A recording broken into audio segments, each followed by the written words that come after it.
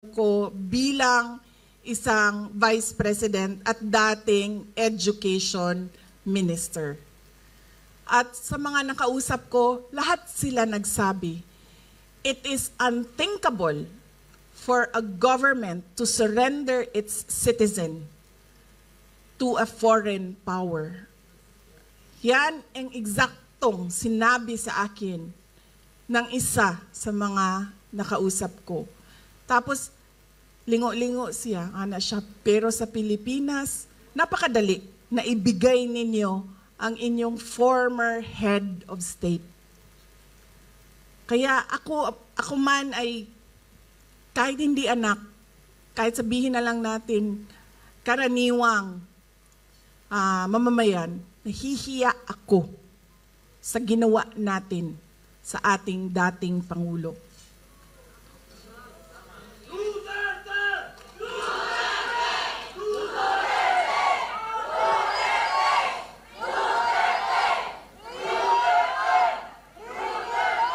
At syempre, inimbita ko si Senator Amy Marcos, kung saan man ako pumupunta, dinadala-dala ko siya.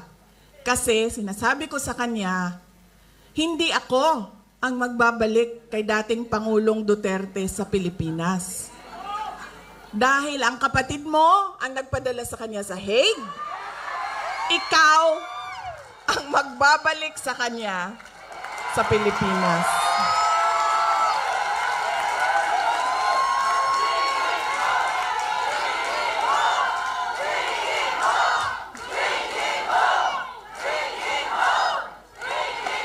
Diba? Ako ba din nagatod sa iyahan dito? Dili man? Diba? O, di iyahang igsuon man, di ikaw ang magbalik anak dito sa mua sa Davao.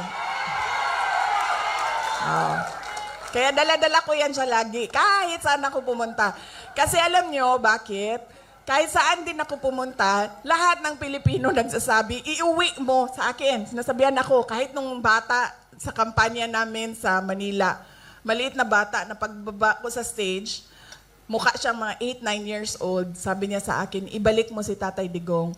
Ha? Bakit ako? Ikaw! Diba? Kaya dala-dala ko yan siya. Kahit saan. Para siyang naka-hostage. Bibitawan ko lang yan siya kapag si dating Pangulong Duterte ay nabalik na sa Davao City.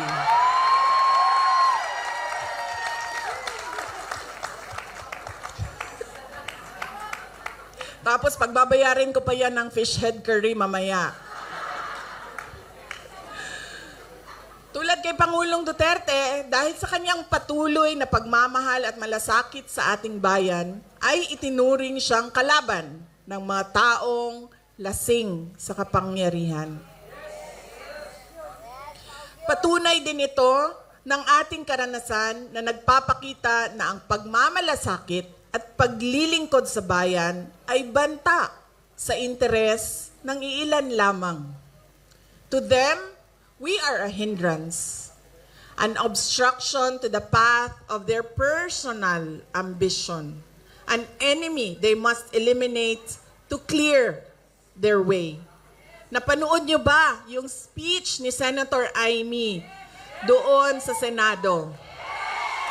Yun po ang kabuuhan ng explanation ng sinasabi ko.